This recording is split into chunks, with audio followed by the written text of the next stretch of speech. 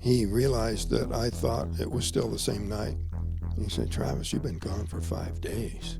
I remembered the pain and the fear, the shock of seeing these creatures that were definitely not human. Yeah, very large eyes.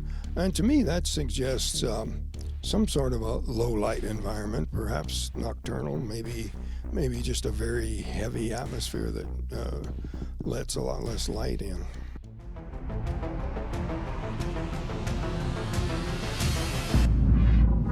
Hey everyone, welcome to my show, Ben Solo. So I am with a very special guest, Travis Walton, and for me, your story really, actually, in essence, kind of helped me understand that there's so much more to our world than what we're being told.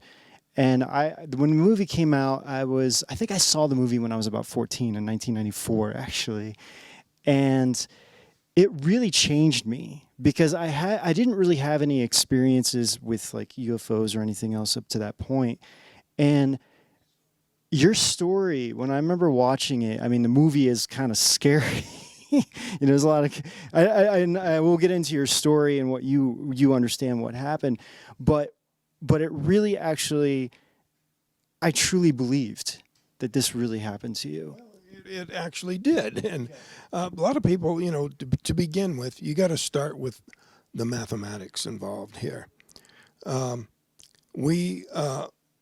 solar system is part of the Milky Way galaxy, which is literally millions of stars.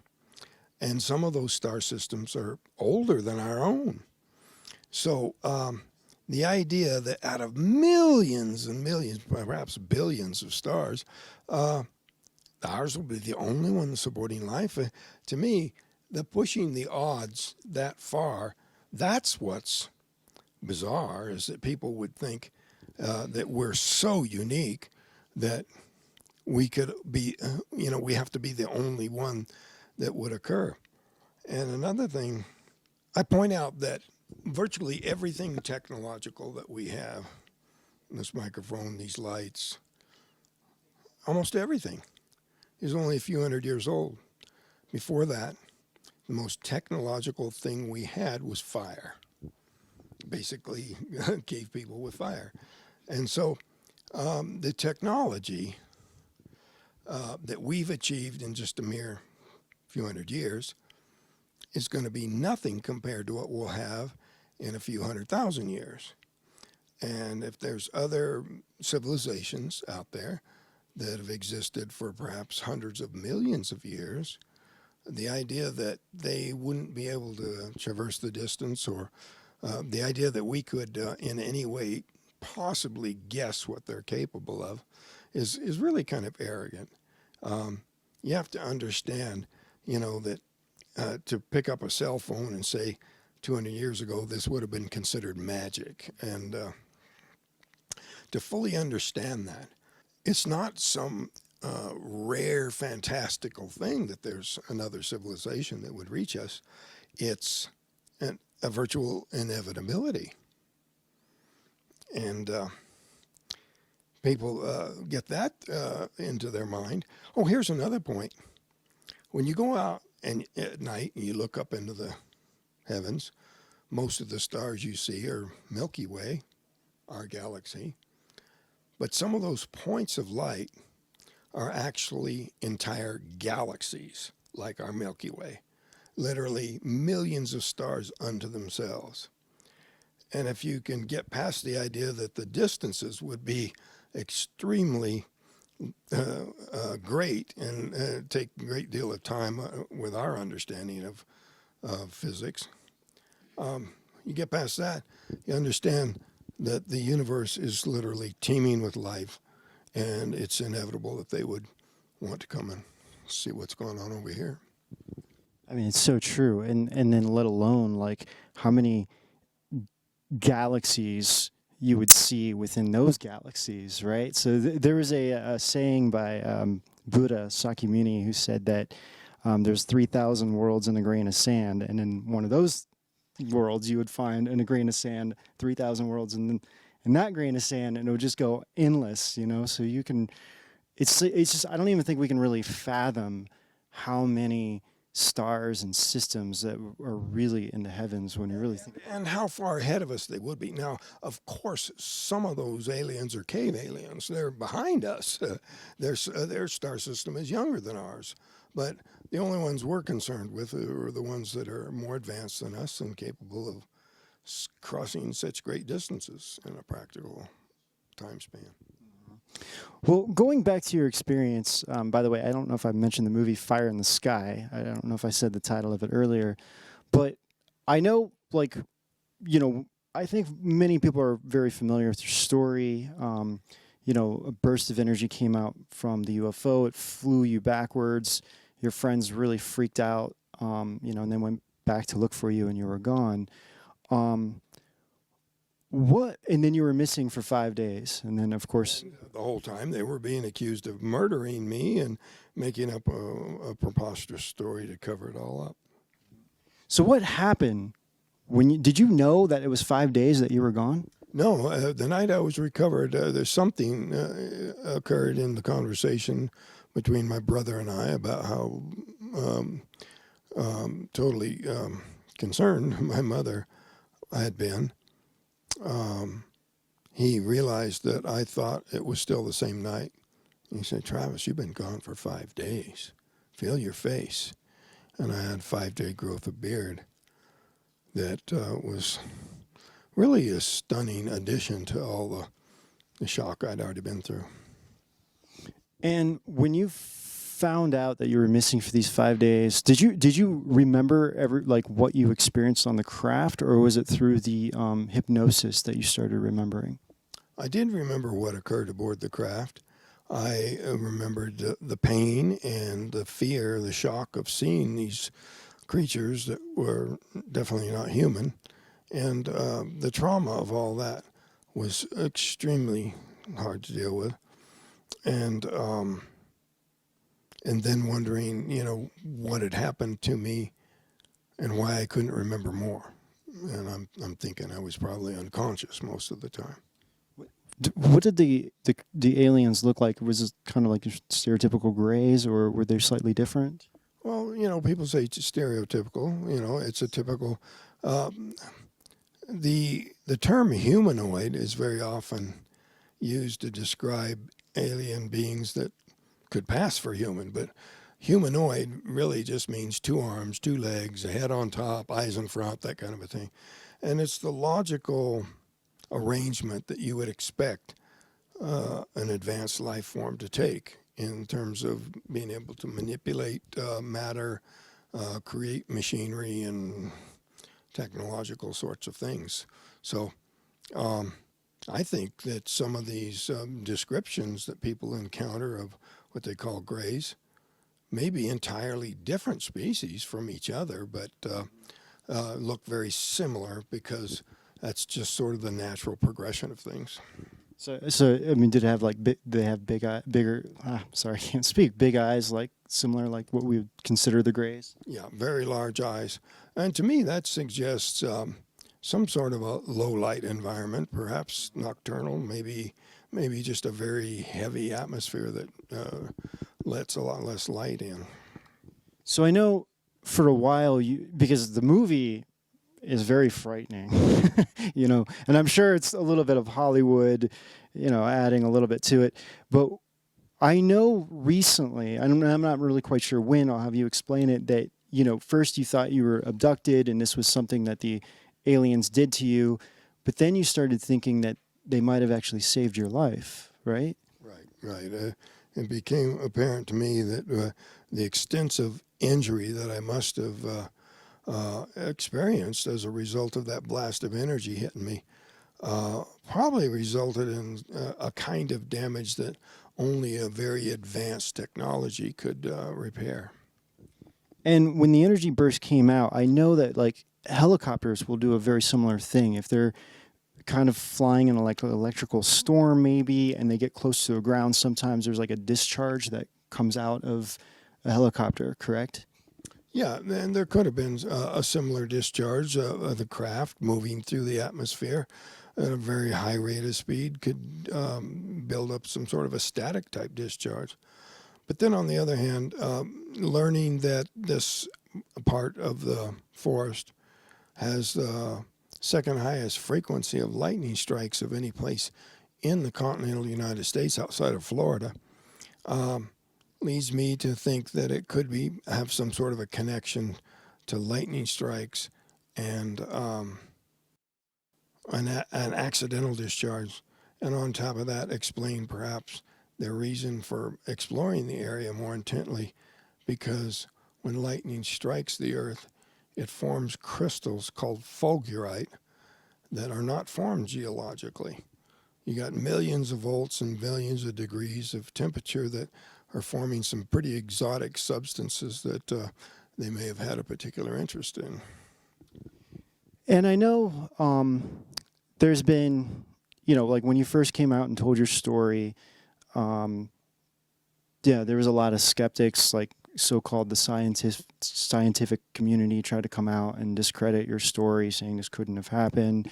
But then, you provided some evidence of why this did happen. And what's some of the evidence that you found? I know you went back to the original site and you were looking and you found some very unusual things, correct? Yeah, we discovered that there was a surge in the growth of those trees nearest where the craft came down that was profoundly different from trees even a little greater distance away from there. That the tree rings, which are distinct and always one ring per year, but they were thicker. And so the tree was putting on wood fiber at 36 times the rate that it had previously. And then subsequent to that, we discovered that this growth effect was greatest on the side of the tree towards where the craft had been. And discovered further that the pine trees in the vicinity of the Chernobyl nuclear accident had experienced similar growth spurts. How has this changed your life? I mean, seriously, for me, hearing your story as a teenager really pushed me into exploring more about all of this, wanting to get more information, wanting to talk to more people, and just researching so much. And I think, it really, I could really honestly say, everything I'm doing from my show, Ben Solo and Edge of Wonder, is a lot of it has been contributed to what you've experienced and how it's impacted my own life. But, I'm sure you get this question a lot too, but, did you see yourself doing this? It's not at all. I thought this was going to be something that would fade away very quickly and people would leave us alone. But it became apparent to me that people really needed to understand that this is real. It really does happen. And I'm kind of on a self-assigned mission to make people realize that the kinds of limitations they place on their own thinking that kept them from accepting things that should have been more obvious from the get-go. I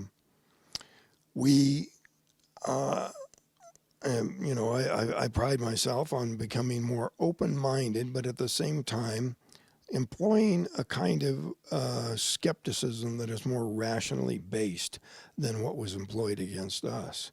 The kinds of attacks that were used to explain it away were really just inspired by fear. People didn't want it to be true, so they come up with anything they could to justify saying it never happened. And so what, how has this, I know we were just kind of talking about how it changed your life, but what about more of more of a spiritual and personal level? How has it really impacted? The lesson for myself, and I would hope, for the wider world, is that we need to be more open to, more objective in terms of our place in the world and the what sorts of thinking patterns we use to judge the truth of anything. not necessarily something paranormal, but be it advertising claims or political statements. It's something that I think has sharpened me a lot in those areas, and something that makes it apparent to me that our whole educational system needs to emphasize a kind of Sigmund Freud actually said it. He says people need education to reality. And it's unfortunate that humans are like that, but there's a whole pattern of thinking in humans that they employ in order to avoid believing things they don't want to accept. So one of the reasons why I came to Arizona is because we had Disclosure Con over the weekend, and we were on a panel with all of us, and you said something that I just thought, we need to make that into a T-shirt. And you said we need to put the normal back in paranormal or something like that. Do you remember that? Yeah, if this is real, then let's not emphasize how strange it is or how bizarre or how weird it is. If it's real, it's real. Okay, accept it. Take it for, it might be real marvelous, like, things we see in nature, in the nature films, science films, But our place in the universe, we need a wider perspective. Well, thank you so much, Travis. And I know we're going to go out and look at some of the petroglyphs in the area as well. So, really looking forward to that. And I know we'll have a good time. And this has just been a really big pleasure being with you, because honestly, I can't really express how much you've really impacted my own life with your story. And actually, now I have personal friends who have experienced these as well, like up close and personal, and they haven't talked about it. And, some of them are very scared, because they don't know if it's like they're being harmed or if something else is going on. I mean, there are abductions happening, and people have some traumatic experiences. Do you think, like, with your experience seem to be very positive, do you think there are some negative ones? And again, there's so many different beings that we're talking about, right? Well, I know there are people who insist that there are good aliens and bad aliens, but I still differ. That I would hope to think that if you envision ourselves in a future, that we would one day outgrow this warlike stuff, and that that kind of behavior towards each other would go away after a while. If we can't think that a super advanced humanity would get past being warlike or evil, or in other ways inconsiderate of other life forms, that's not a very hopeful attitude towards the future. I think with a hopeful attitude, you realize that with enough time, we'll get past it all and be better towards each other and other intelligent life forms. Thank you. That's great. Really, I really agree. And one final question, kind of right now with everything going on in the world, there's a lot of people that have a lot of fear. There's a lot of people that are kind of, just really unsure about the future. And what would you say to give people hope out there during this time currently? Well, I think it's hopeful that it's inevitable that intelligent life forms will find a better way and see things in a better way and better ways of behaving. And on the other hand, this phenomena has been observed for decades. If a super advanced technology wanted to eliminate humans and take the planet from us, we'd never know what hit us. It'd be over and done with decades ago. So true, so true. Well, thank you again, Travis, for this interview. It's been really a big pleasure being here. Any final words, and then where people can find you? Keep on looking up. I'm at traviswalton.com. Or Travis Walton. I never write to myself. At cable1one.net. Great. And of course, you have your book, Fire in the Sky, where people can order that. Is that through your website as well? Yeah, that they can order that from my Facebook page or whatever. And there's a updated edition coming out.